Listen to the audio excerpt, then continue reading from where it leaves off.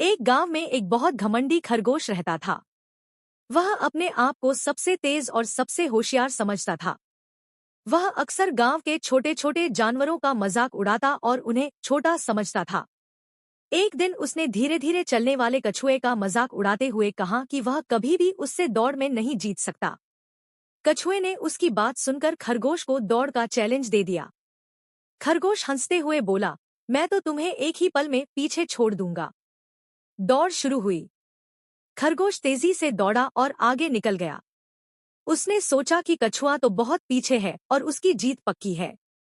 यह सोचकर वह रास्ते में ही आराम करने के लिए लेट गया और सो गया। कछुआ धीरे धीरे, बिना रुके, लगातार अपनी मंजिल की ओर बढ़ता रहा। जब खरगोश की आंख खुली तो उसने देखा कि कछुआ पहले ही मंजिल पर पहुंच चुका है। खरगोश को अपनी हार का बहुत दुख हुआ और उसका घमंड टूट गया।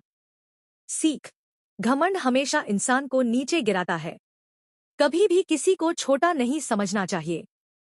मेहनत, लगन और धैर्य से ही असली सफलता मिलती है।